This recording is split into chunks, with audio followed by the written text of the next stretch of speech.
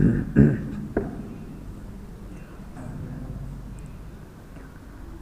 الله الرحمن الرحيم. السلام عليكم ورحمة الله وبركاته. إن الحمد لله نحمده ونستعينه ونستغفره ونعوذ بالله من شرور أنفسنا وسيئات أعمالنا. من يهده الله فلا مضل له ومن يضلله فلا هادي له. أشهد أن لا إله إلا الله وحده لا شريك له، وأشهد أن محمدًا عبده ورسوله، ولا نبي ولا رسول بعده. يا أيها الذين آمنوا اتقوا الله حق تقاته ولا تموتن إلا وأنتم مسلمون. يا أيها الناس اتقوا ربكم الذي خلقكم من نفس واحدة وخلق منها زوجها وبث منهما رجالا كثيرا ونساء. واتقوا الله الذي تساءلون به والأرحام، إن الله كان عليكم رقيبا. أما بعد، فإن أصدق الحديث كتاب الله، وخير الهدي هدي محمد صلى الله عليه وسلم، وشر الأمور محدثاتها، وكل محدثة بدعة، كل بدعة ضلالة، وكل ضلالة في النار. أحبتي في الله، رحمني ورحمكم الله. Kembali kita bersyukur kepada Allah Azza wa Jal yang telah banyak memberikan kepada kita berbagai karunia, yang semua karunia diberikan oleh Allah kepada kita adalah karunia-karunia yang besar,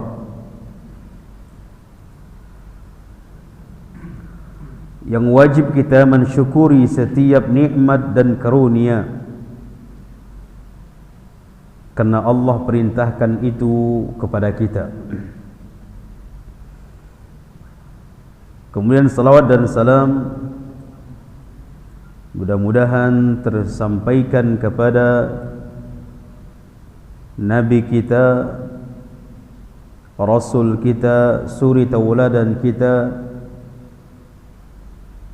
Dialah Muhammad bin Abdullah sallallahu alaihi wasallam, yang kita berharap mudah-mudahan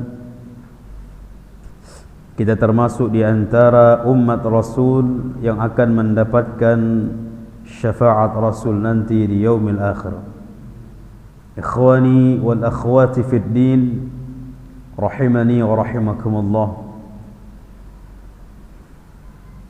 Pembahasan kita pada malam ini adalah pembahasan kitab Al-Usul Ats-Tsalatsah, karena ini adalah pekan yang ke berapa, Pak? 3 ya. Kemarin pekan kedua kita membahas kitab Riyadhus Shalihin. Jadi pekan pertama dan pekan ketiga kita membahas kitab Al-Usul Ats-Tsalatsah. Kemudian pekan kedua dan keempat kita membahas kitab Riyadhus Shalihin. Kita masih berada di pembahasan wajib kita mengetahui ada 3 perkara. Yang pertama sudah kita bahas, sudah kita jelaskan.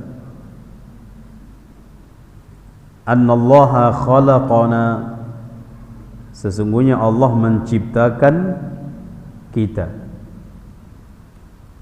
Jadi bukan muncul begitu saja, tapi memang Allah yang menciptakan kita. Banyak sekali dalil tentang penjelasan Allah yang menciptakan kita.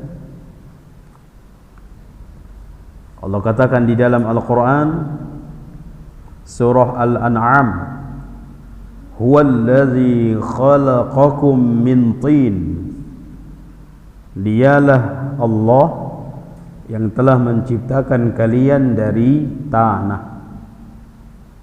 Summa qada ajala, setelah diciptakan oleh Allah kemudian ditentukan kapan ajalnya. Ini menunjukkan Allah menciptakan kita.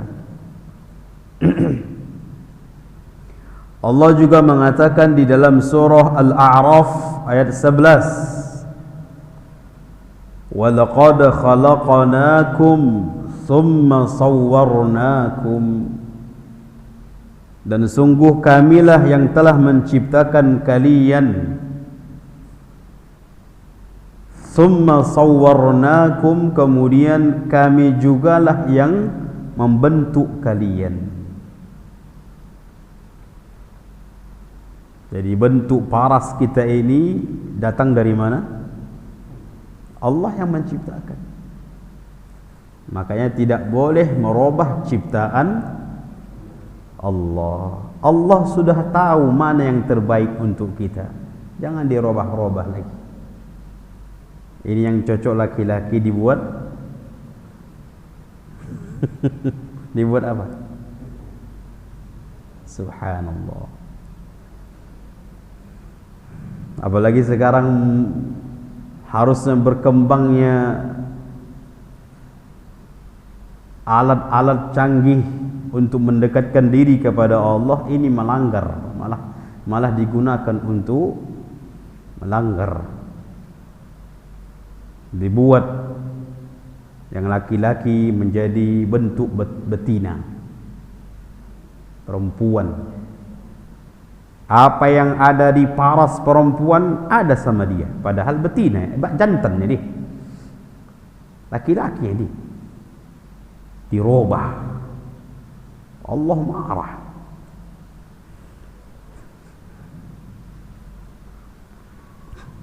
Maka ini dalil bahwasanya Allah yang menciptakan kita. Wa razaqana, dan Allah yang memberi rezeki kepada kita. Ini yang harus kita fahami. Allah yang memberikan rezeki kepada kita.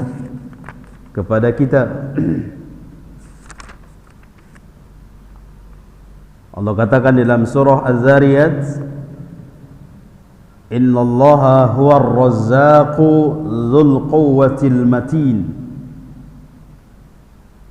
dialah Allah yang memberikan rezeki. Huwar razzaq, dialah yang pemberi rezeki. Dzul quwwatil matin, yang memiliki kemampuan, kekuasaan yang sangat kuat, yang sangat kokoh. Maka ini ayat yang menyatakan bahwa yang memberi rezeki kita adalah Allah sendiri, yang dinyatakan oleh Allah melalui kalamnya, ucapannya, bicaraannya di dalam Al-Quran. Innallaha huwar razzaq dzul quwwatil matin, dialah Allah yang pemberi rizki, Allah juga mengatakan dalam surah Saba ayat 24, Qul, katakan wahai Muhammad. Surah Saba ayat 24, Qul, sampaikan wahai Muhammad, katakan wahai Muhammad, may yarzuqukum minas samawati wal ardi qulillah. Siapa yang memberi rizki kepada kalian, yang menurunkan rizki itu dari langit dan dari bumi? Qul, katakanlah Allah. Wa ma min dabbatin fil ardi illa 'ala Allahi rizquha. Tidak ada yang hidup di permukaan bumi kecuali Allah yang menjamin rezekinya. Allah yang menjamin rezekinya.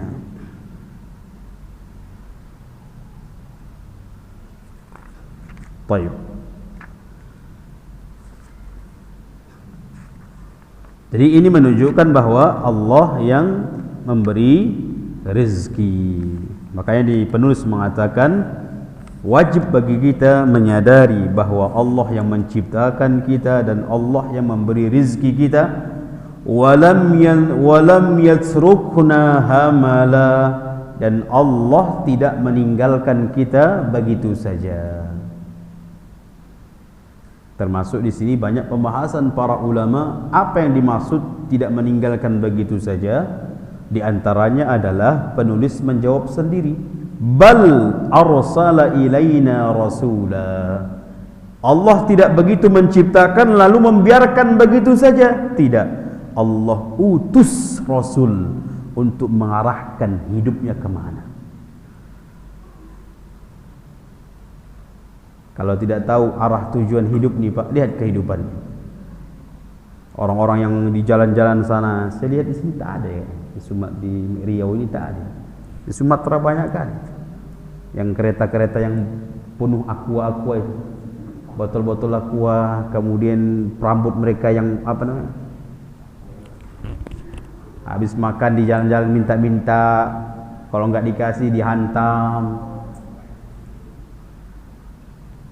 Lihat kehidupan mereka, enggak tahu kemana arah tujuan.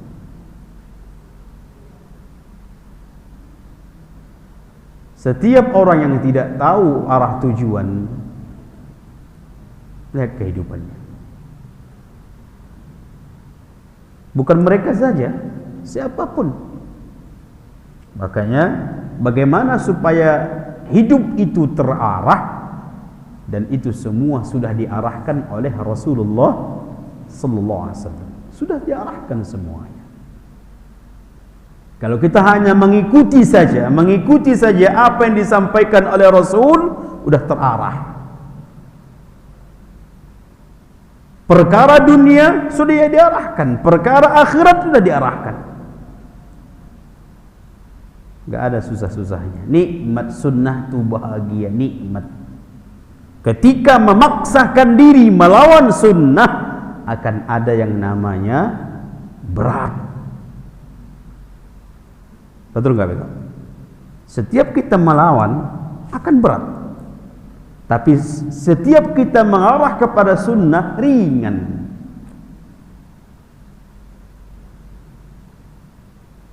Dalam perkara kematian, ringan atau tidak? Ringan. Terkadang subhanallah kita sendiri yang memberatkan, sampai mengutang-ngutang, berat. Kita terkadang sedihnya kemana? Sedihnya kematian suami, kematian istri, kematian anak, kematian orang tua, atau mikirkan utang berapa di sana. Tapi kalau kita sesuai dengan subhanallah, tidak ada beratnya, ringan. Baik. Jadi walam yatrukna hamala. Allah menciptakan kita namun tidak membiarkan kita begitu saja, diarahkan. Di antara juga penjelasan para ulama, apa yang dimaksud tidak membiarkan begitu saja, tidak dibiarkan begitu saja tanpa ada tanggung jawab. Ini menunjukkan kehidupan kita ini akan dipinta pertanggungjawaban. Ini juga termasuk di kalangan atau penjelasan para ulama. Yang pertama tadi, Allah utus Rasul untuk mengarahkan kehidupan kita. Yang kedua, begitu Allah ciptakan, namun ingat, ada pertanggungjawaban. Ada pertanggungjawaban yang nanti akan dipertanyakan. Makanya kata para ulama, kalau orang yang benar-benar hidup di dalam benaknya terpikir ada penanggung-jawaban nanti di hari kiamat, hidupnya akan terarah, berbicara terarah, berbuat terarah, karena dia berpikir akan dipertanggungjawabkan. Hidupnya akan terarah, ibadahnya terarah. Kenapa? Karena setiap ibadah dilakukan akan dipinta pertanggungjawaban. Semua terarah. Kalau kita memikirkan ada pertanggungjawaban.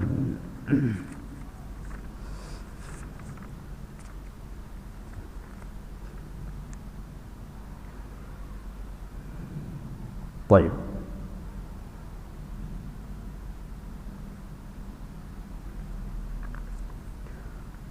Kemudian yang kedua, termasuk juga yang harus kita fahami adalah annallaha la yarda an yushraka ma'ahu ahadun fi ibadatihi. Wajib bagi kita mengetahui bahwa Allah tidak ridha, Allah tidak senang, Allah tidak suka ayyushraka ma'ahu ahadun fi ibadatihi. Allah tidak suka disekutukan dengannya, bersamanya sesuatu makhluk di dalam beribadah kepadanya. Jelas ini jemaah? Sangat jelas sekali. Allah tidak suka kalau di dalam sebuah ibadah di sana ada makhluk bersamaan dengan Allah.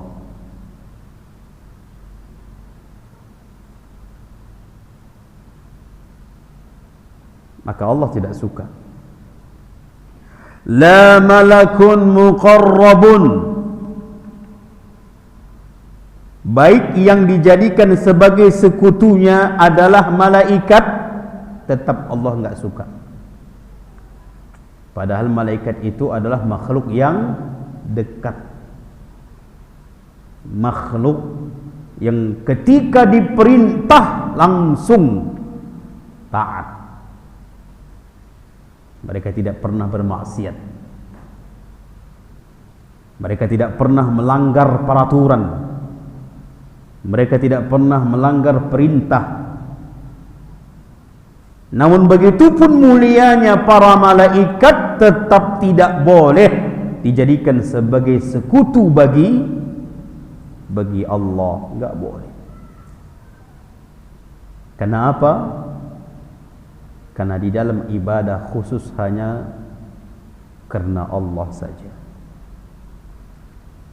Wala nabiyyun mursal, demikian juga tidak boleh dijadikan sekutu dengan Allah sekalipun itu seorang rasul. Tak boleh. Dalam ibadah enggak boleh, sekalipun itu adalah seorang rasul, enggak boleh. Kalau dari kalangan malaikat tidak dibolehkan, dari kalangan para rasul tidak dibolehkan, apalagi derajat lebih rendah dari itu. Apalagi makhluk yang lebih rendah dari itu.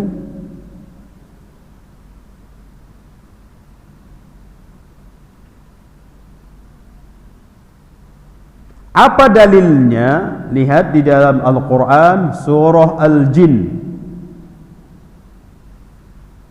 ayat 18. Surah Jin ayat 18. Allah mengatakan wa annal masajida lillah fala tad'u ma'allahi ahada, dan bahwasanya masjid-masjid itu adalah lillah, yang dilakukan ibadah di dalamnya itu hanya ibadah kepadanya.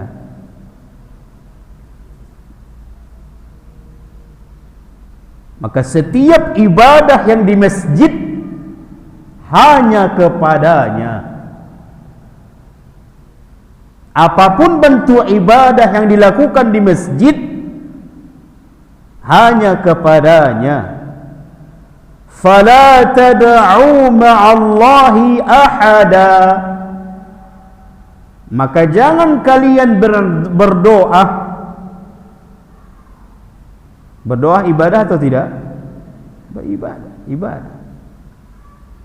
Maka jangan kalian berdoa kepada Allah bersamaan ma'allah. Ma'allah itu bersamaan. Berarti berdoa kepada Allah juga, berdoa kepada makhluk juga. Kalau mutlak berdoa kepada makhluk selain Allah, itu jelas. Itu jelas. Semua orang faham. Kalau sujudnya hanya kepada patung, jelas dia bukan muslim. Memintanya hanya kepada patung saja, hanya kepada batu-batuan saja, hanya kepada matahari saja, jelas dia bukan muslim. Semua orang faham itu. Namun permasalahannya adalah dia juga meminta kepada Allah, sujud kepada Allah, berdoa kepada Allah, juga meminta berdoa kepada selain Allah. Ini yang bermasalah, dan ini yang banyak jatuh umat Islam. Berdoa juga kepada Allah, berdoa juga kepada jin, meminta bantuan kepada Allah, juga meminta bantuan dari jin.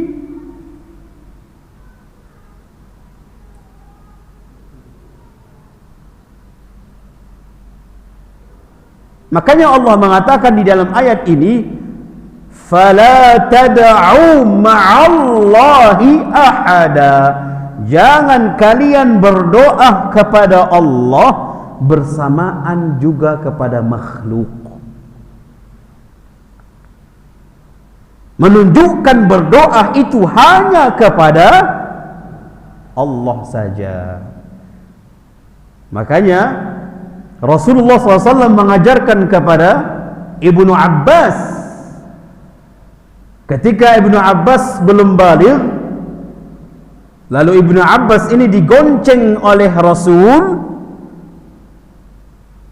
di atas kendaraan,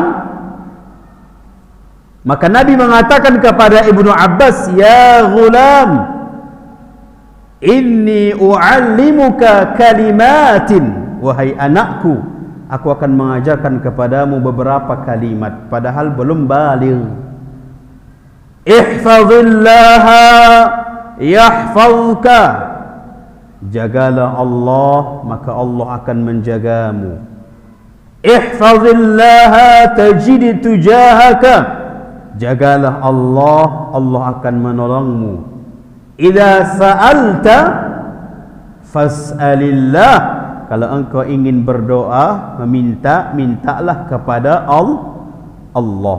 Wa idza ista'anta fasta'in billah, jika minta bantuanlah hanya kepada Allah.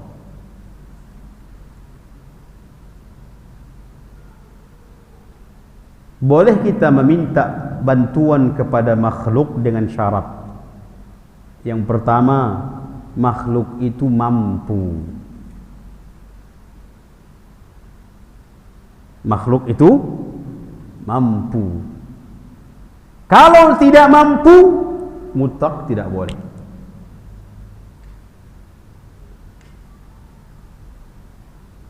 Memberi anak itu kemampuan siapa itu? Memberi anak. Makhluk bisa nggak mampu itu? Nggak bisa. Makanya terkadang ada suami-suami yang nggak faham, dia paksakan istrinya harus beranak. Dia anggap istrinya itu memiliki kemampuan punya anak.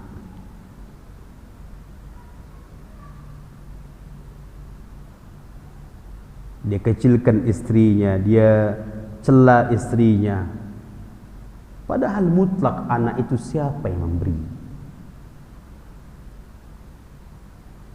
Seberapa besar pun usaha yang kita lakukan, kalau Allah tidak memberi, bisa?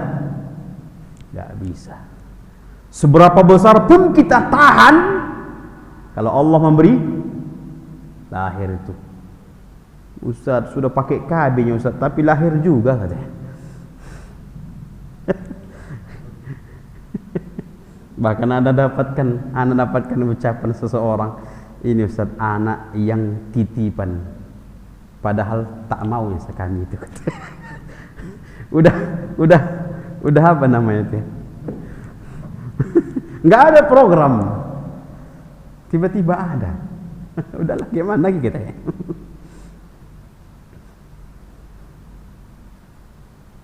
Kalau sudah Allah sudah berkehendak, tak bisa.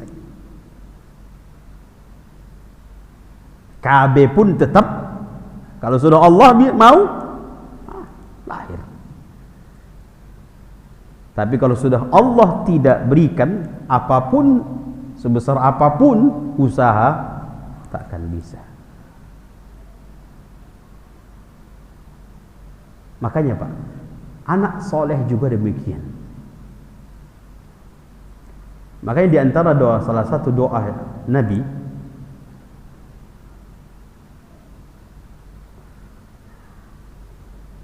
Rabbi habli min ladunka,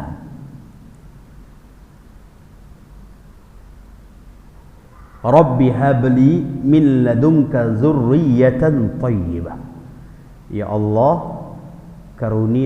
karuniakanlah aku dari sisimu anak yang baik, keturunan yang baik. Kata para ulama menunjukkan anak yang soleh itu juga Allah berikan.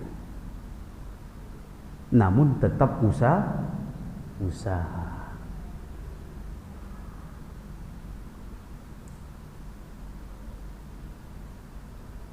Maka ini yang harus kita fahami. Maka kalau ada hal-hal yang tidak mampu makhluk, maka tidak boleh. Enggak boleh. Yang menyembuhkan, siapa yang mampu yang menyembuhkan? Makhluk enggak bisa menyembuhkan. Dia hanya berusaha.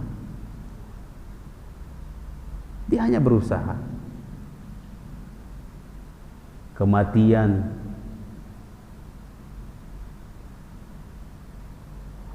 itu hanya Allah yang mampu. Makhluk enggak mampu. Jadi boleh kita meminta kepada makhluk, yang pertama jika mampu makhluk itu. Yang kedua, jika hadir, jika masih hidup. Kalau mati, mutlak tidak boleh. Kalau sudah meninggal dunia, mutlak tidak boleh.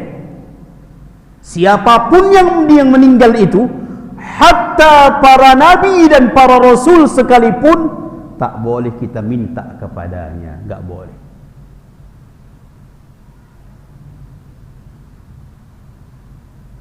Apalagi yang diminta perkara-perkara kebutuhan.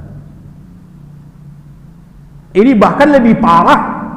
Yang diminta itu adalah perkara yang tidak sanggup makhluk. Yang kedua, yang dipintanya kepada yang sudah meninggal. Double jadinya.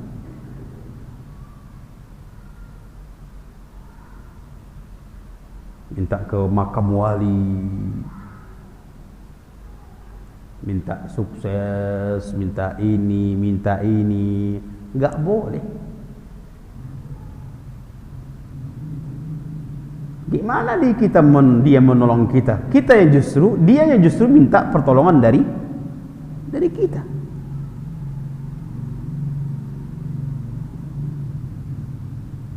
Urusan dia di dalam alam barzakh sendiri pun belum tentu apa.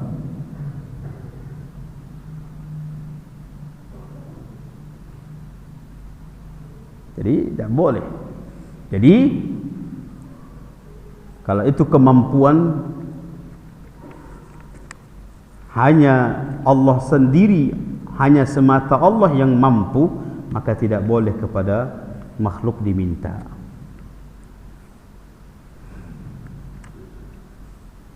Maka ini harus kita pahami. Maka setiap kesyirikan disekutukan di sana Allah, itu perbuatan Allah tidak ridha. Allah tidak ridha. Allah tidak senang.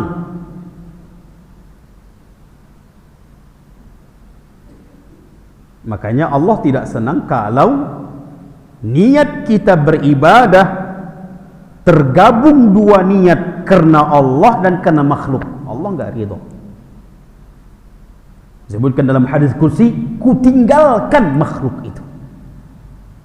Hamba itu beribadah kepada Allah, zatnya ibadah, tapi niatnya adalah karena Allah dan bersamaan juga karena makhluk.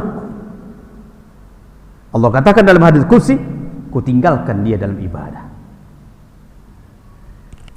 Bahkan juga disebutkan di dalam riwayat, nanti di hari kiamat manusia akan meminta balasan atas ibadah, atas kebaikan yang mereka lakukan di dalam permukaan bumi. Nanti orang-orang yang niatnya kepada di makhluk, Allah tunjukkan, minta semansi fulan. Dahulu kalian tujuannya adalah untuk dari si fulan, sudah minta kalian dari si fulan itu. Padahal itu di hari kiamat. Maka dalam satu ibadah, maka dari segi ibadah tidak ada di sana ada bercampur. Dia harus mutlak murni karena Allah, murni kepada Allah. Faham ini Pak? Maka Allah mengatakan, fala tad'u ma'allahi ahada. Tidak, janganlah kalian berdoa kepada Allah bersamaan juga itu dengan makhluk. Enggak boleh. Maka setiap ibadah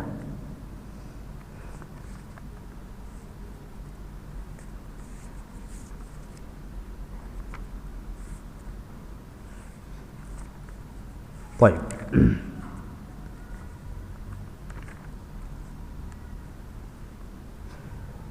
Karena kalau seandainya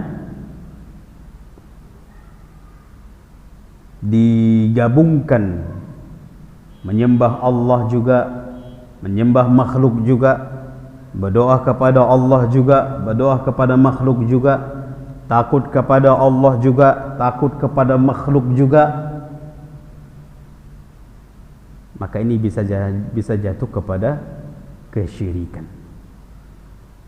Semakin besar dia kepada makhluk, maka semakin jatuh kepada syirik besar. Makanya disebutkan apa itu syirik besar, dikatakan oleh para ulama,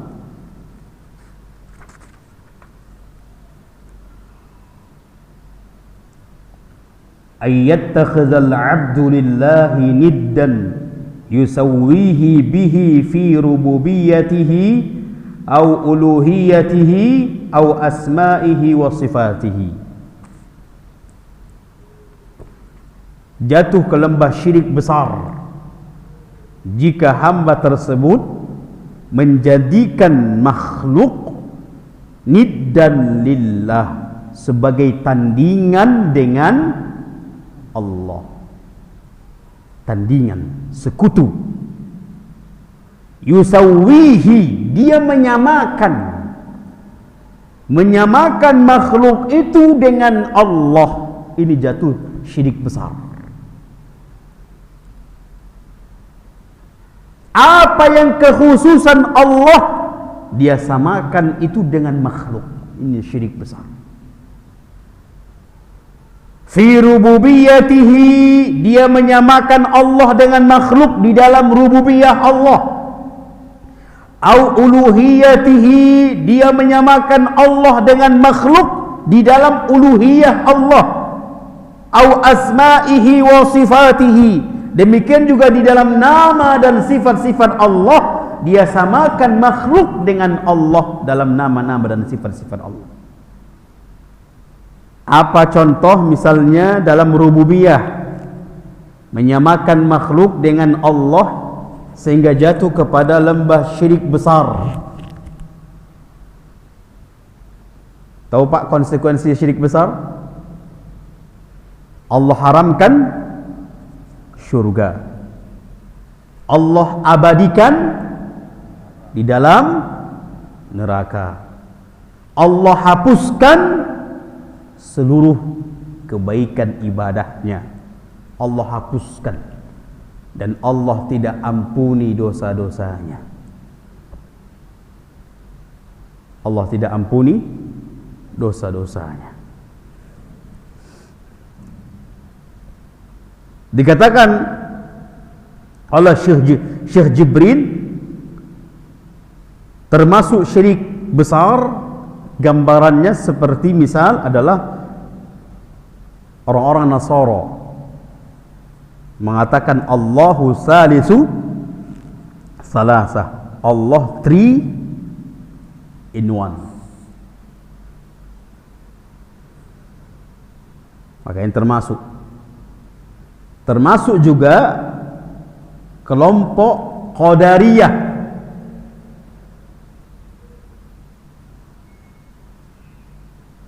yang menafikan takdir. Dia kaya karena dia miskin karena dia sehat karena dia sakit karena dia. Tak ada takdir, nggak ada di sana kehendak Allah, nggak ada. Apapun yang terjadi pada makhluk itu dia sendiri yang melakukannya. Nah, ini syirik besar. Syirik besar.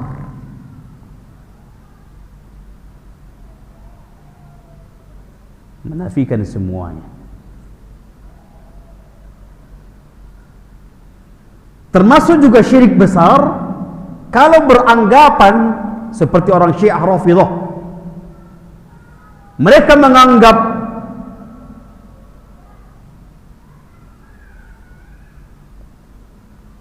ulama-ulama mereka, ya, apa namanya?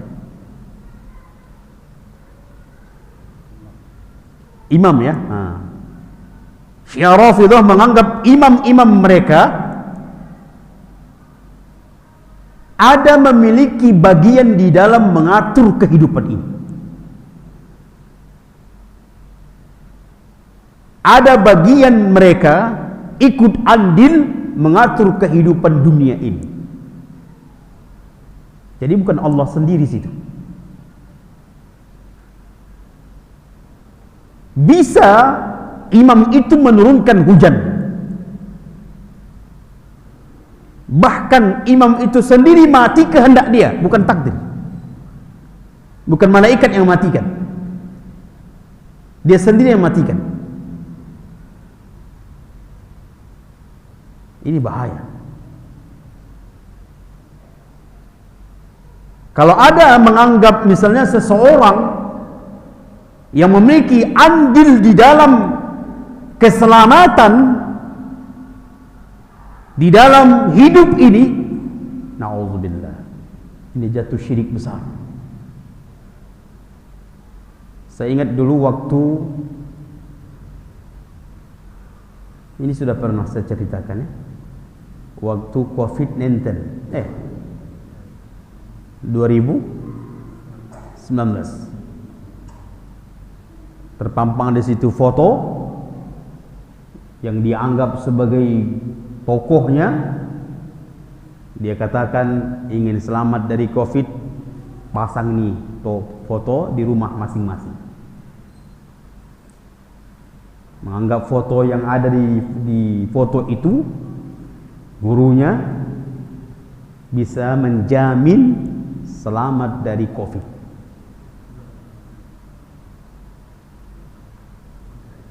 Ini syirik besar. Bahkan ana juga mendengar dari murid-muridnya, alam ini teratur itu kena guru-guru kami. Innahu na'udzubillah, bahaya. Ini syirik besar. Kenapa? Disamakan makhluk dengan Allah.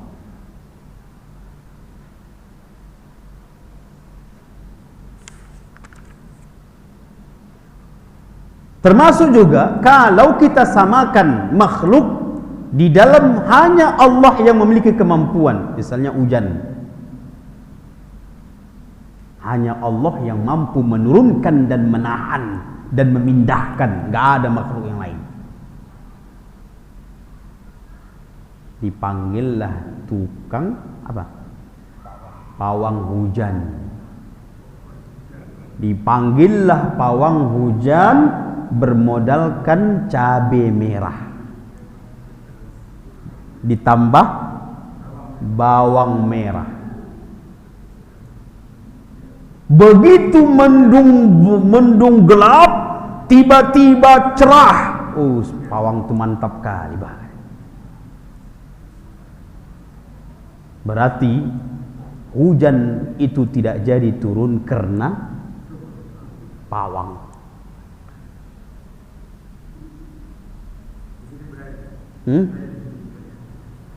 Gak bisa. Pawang tuh gak bisa menahan hujan, gak bisa.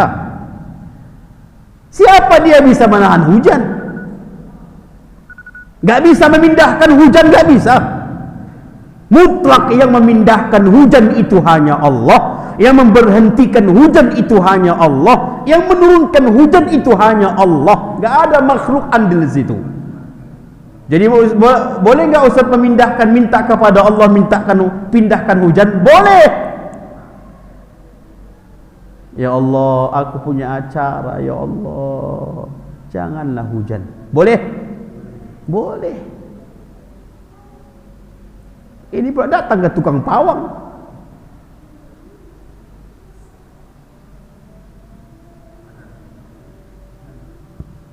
Paham, Pak? Baik, azan, kita salat Isya dulu.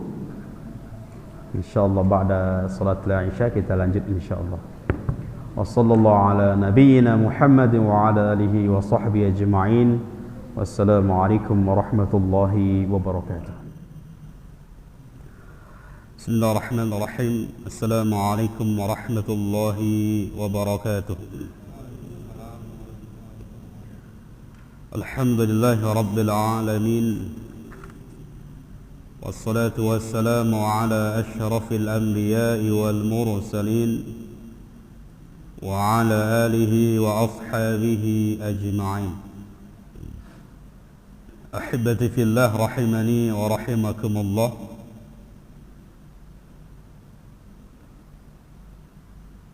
Kita tadi sudah menyampaikan perkara-perkara yang termasuk jatuh kepada lembah kesyirikan, bahkan sampai kepada syirik besar. Yang kita tahu syirik itu adalah sesuatu yang dibenci oleh Allah, sesuatu yang tidak Allah sukai, sesuatu yang Allah tidak ridhai. Bahkan termasuk dosa di atas dosa besar. Ketika Nabi SAW ditanya, "Ya Rasulullah, ayyul dhanbi a'zam 'inda Allah?" Dosa apa yang lebih besar di sisi Allah? Maka Nabi SAW menjawab, "Qala an taj'ala lillahi niddan wa huwa khalaqaka." Dosa yang paling terbesar dari dosa-dosa besar adalah engkau menjadikan sesuatu sebagai tandingan bagi Allah, sedangkan Allah yang menciptakanmu. Tadi kita sudah katakan termasuk syiriknya orang-orang Nasara yang mengatakan adalah Allah Salisu salasah, Allah di antara satu dari yang tiga. Kemudian termasuk juga jatuh ke lembah syirik besar orang-orang Qadariyah, yang jika mereka mengatakan apalagi sampai berkeyakinan bahwa tidak ada yang namanya andil Allah, takdir Allah dalam kehidupan ini. Semuanya mutlak andil kita, kehendak kita. Kalau ingin sehat, kita sendiri, tidak ada dari Allah. Sakit, kita sendiri yang membuat, tidak ada dari Allah. Ini syirik besar. Termasuk juga orang-orang yang mengatakan adanya andil, baik itu imam-imam atau para guru atau siapapun itu, yang mereka mengatakan ada andil mereka di dalam mengatur alam semesta ini. Maka ini syirik besar. Orang Syiah Rafidah mengatakan imam-imam kami yang mengetahui perkara-perkara yang ada di dalam alam semesta ini. Bahkan mereka juga ada andil di dalam peraturan, di dalam mengatur alam semesta ini. Ini na'udzubillah, ini syirik besar. Termasuk juga ahibati fillah, kita sudah sampaikan tentang kita yakin hujan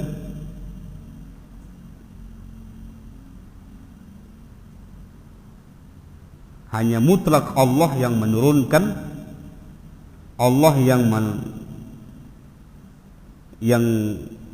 memindahkan, yang mampu, dan Allah juga yang memberhentikan. Allah juga yang memberhentikan. Namun kalau ingin kita minta agar hujan itu diberhentikan oleh Allah atau dipindahkan oleh Allah, boleh atau tidak? Boleh. Disebutkan dalam hadis Bukhari, ketika Nabi SAW berkhutbah, tiba-tiba masuklah seseorang. Lalu dia mengatakan, "Ya Rasulullah, kampung kami sudah lama tak hujan." Lama tak hujan apa namanya, Pak? Kemarau. Lama tidak hujan. Bahkan hewan-hewan kami banyak yang mati. Tumbuh-tumbuhan banyak yang mati. Ya Rasulullah, doakanlah agar Allah turunkan hujan. Maka di waktu khutbah itu juga Nabi mendoakan dia mengatakan, Rasulullah mengatakan, Allahumma aghithna, Allahumma aghithna, ya Allah turunkan hujan kepada kami. Anas bin Malik mengatakan, ketika Nabi berhenti di dalam doanya, ya Allah turunkan hujan, 3 kali Nabi mengatakannya, kami melihat alam itu sudah berubah, langit itu berubah, mendung. Tak berapa lama turun hujan. Turun hujannya tak berhenti-berhenti. Kata Anas bin Malik, sampai 6 hari tak melihat matahari.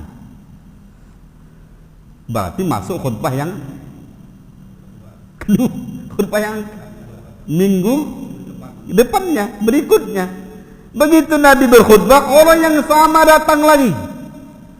Ya Rasulullah, mintalah kepada Allah agar diberhentikan hujan. Tanaman kami mati juga. Tadi mati karena kering, sekarang mati.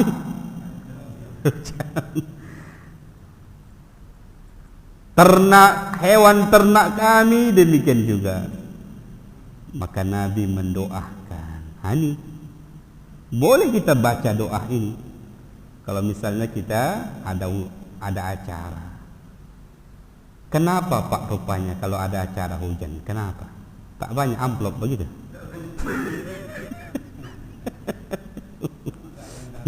Tak ada.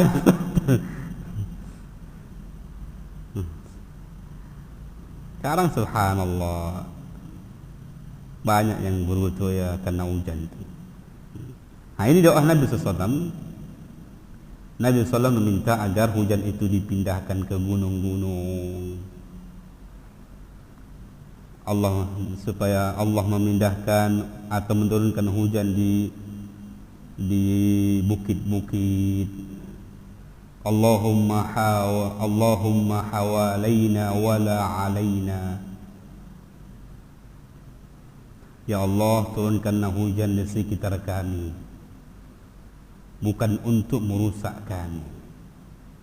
Makanya kalau hujan Allah apa doa kita? Allahumma shayban nafi'a. Ya Allah, turunkanlah hujan yang berguna, yang bermanfaat, yang betul-betul untuk, bukan merusak, bukan buat banjir, bukan.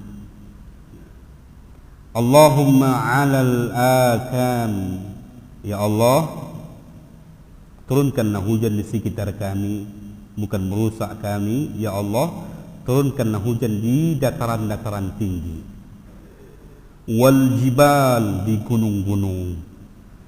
Wal zirabi wa butunil awdiyati wa manabitis syajar, di bukit-bukit, di lembah-lembah, dan tumbuh-tumbuhan yang di sana banyak pepohonan-pepohonan. Nah, ini diantara doa yang kalau mungkin bisa kita baca ketika kita tidak mungkin ingin kita supaya hujan di tempat lain, di tempat kita tidak hujan. Kemudian ahibati fillah, termasuk juga subhanallah yang banyak jatuh ke lembah seorang muslim adalah menisbatkan hujan itu karena bintang, dan menisbatkan hujan itu, menisbatkan dengan adanya bintang tidak hujan. Nah, ini tidak boleh. Begitu jalan, ini Masya Allah, ini mendung nih, tenang aja, kan ada bintang tuh. Berarti ketika kita mengatakan ada bintang, berarti menisbatkan hujan tak hujan itu karena bintang. Dan ini bahkan dikatakan oleh Rasul di dalam hadis Imam Muslim, termasuk bagian dari perkara jahiliyah. Kata Nabi SAW, ada 4 perkara yang jatuh di tengah umatku. Arba' fi ummati min amril jahiliyah la yatrukunahunna. Ada 4 perkara yang jatuh di tengah umatku, dan 4 perkara itu adalah sudah ada semenjak zaman jahiliyah dan umatku tidak meninggalkannya. Apa di antara 4 perkara itu? Di antaranya adalah wal istisqa bin nujum, menisbatkan hujan dan tak hujan karena bintang.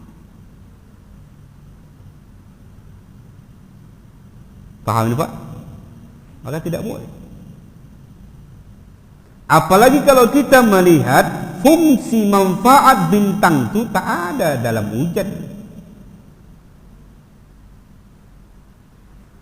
Ada 3 manfaat dari bintang.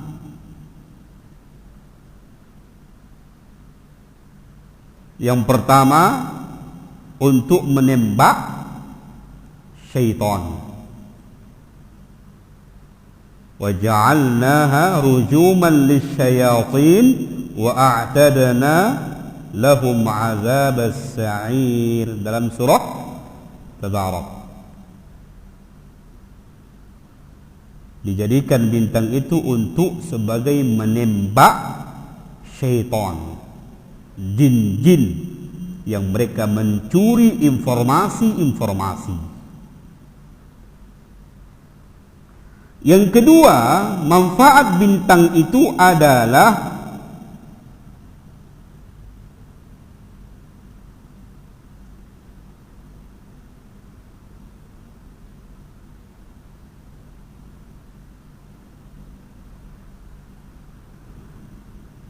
apa namanya? Wa alamati wa bin najmi hum yahtadun. Wa alamati wa bin najmi hum yahtadun. Dalam surah An-Nahl, tanda bintang itu adalah sebagai petunjuk arah. Petunjuk arah. Makanya kalau ada orang-orang di mana, di tengah laut, mereka yang faham ke sana, tengok bintang saya kan, bagi-bagi yang belayar, mereka menengok arah bintang saja.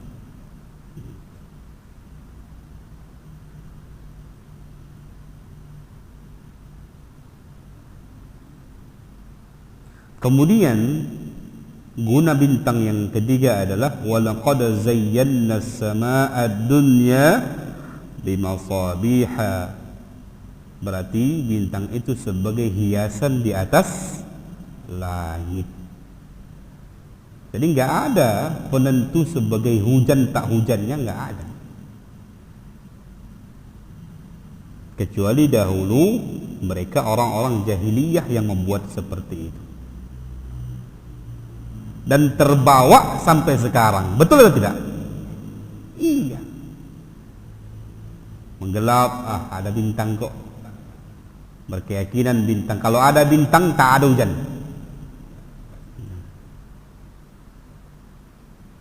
Jadi benar-benar hujan itu Allah yang berkehendak. Paham ini Pak? Baik. Maka ini termasuk adalah perkara syirik besar di dalam rububiyah. Syirik besar di dalam asma' wa sifat. Misalnya yang mengetahui perkara ghaib. Siapa yang mengetahui perkara ghaib? Hanya Allah, enggak ada yang tahu. Kalau siapa yang berkeyakinan dia atau ada seseorang yang mengetahui perkara yang ghaib, berarti dia telah jatuh ke lembah syirik besar. Biasanya yang tahu perkara gaib itu siapa, Pak? Para dukun. Siapa lagi? Para yang tidak normal. Kalau normal nggak tahu itu. Mereka menganggap dirinya tahu perkara yang gaib. Kalau siapa yang menganggap dirinya tahu perkara gaib, berarti dia jatuh ke lembah syirik besar. Atau dia tidak mengaku, tapi dia mengaku orang lain. Dia mengaku ada orang lain yang mengaku tahu ilmu gaib. Bapak itu, ya Allah, hebat tuh, tahu gaib itu. Dia tidak mengaku dirinya mengaku tahu ilmu gaib, tapi dia mengaku untuk rekomendasi untuk orang lain, si fulan tahu ilmu gaib. Itu juga kena. Itu juga jatuh ke lembah syirik besar. Kenapa? Karena tidak ada yang tahu perkara gaib, tidak ada. Hatta Nabi tak tahu. Kalau Nabi Rasul tak tahu perkara gaib, siapa lagi yang lain? Abu Bakar tak tahu perkara gaib. Coba kita lihat di dalam ayat, banyak dalam surah Allah jelaskan. Dalam surah An-Naml, qul la ya'lamu man fis samawati wal ardil ghaiba illallah. Katakan wahai Muhammad, tak ada yang tahu di langit dan di bumi yang tahu perkara yang gaib, karena perkara gaib itu yang tahu hanya Allah. Yang di langit dan di bumi tak ada yang tahu. Siapa yang mengatakan itu? Allah. Kalau sudah Allah mengatakan tak ada orang yang tahu perkara yang gaib di langit dan di bumi, percaya nggak kita Allah yang mengatakan? Percaya. Karena yang tahu perkara yang gaib di langit dan di bumi illallah, hanya siapa? Hanya Allah. Allah juga mengatakan dalam surah Yunus, innamal ghaibu lillah. Perkara yang gaib itu hanya milik Allah. Hanya Allah yang tahu, milik Allah. Itu dalam surah Yunus. Dalam surah Al-An'am Allah juga mengatakan wa 'indahu mafatihul ghaib la ya'lamuha illa huwa. Di sisi Allah ada kunci-kunci gaib, tidak ada yang mengetahui kecuali Allah saja.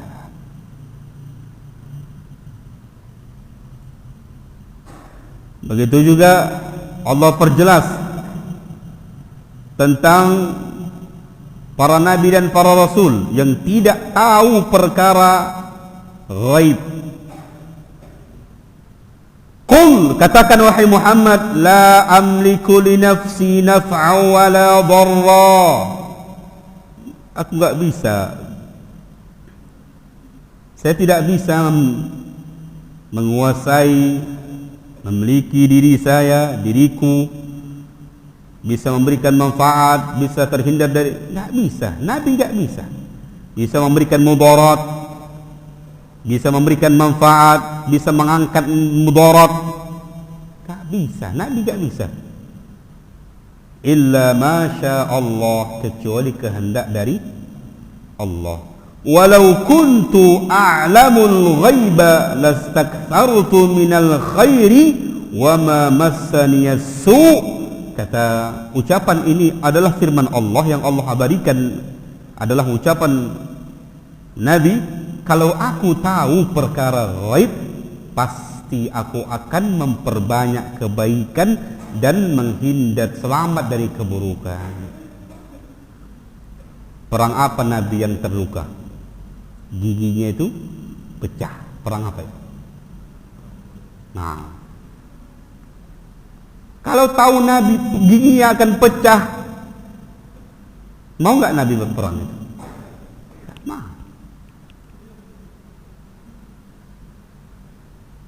saya pernah mendapati orang, alhamdulillah beliau sudah taubat. setiap ada orang ke Medan menjumpai saya, Ustaz, panggilannya Lek, saya mau ke Medan nih. Kira-kira gimana perjalanan Medan? Oh, tunggu. Di Rawangnya, oh, nggak usah berangkat. Kenapa? Ada sesuatu di sana, nggak usah berangkat. Nggak berangkat. Orang kedua datang, besoknya datangi. Gimana hari ini baru saya ke Medan, datangi. Tunggu. Oh, berangkat aman, jalan mulus, aman, tak ada kendala, nggak ada. Berangkatlah. Saya tanya, apa rupanya Bapak pencingan begini? Nah, Ustaz, saya lihat mulai dari jalan awal saya di sini sampai ke Medan tuh nampak semua jalan. Itulah liciknya setan itu kan. Itu bukan karomah tadi. Nampak. Dibukakan setan tuh. Kalaupun ada terjadi itu kecelakaan, di situ titiknya dibukakan setan.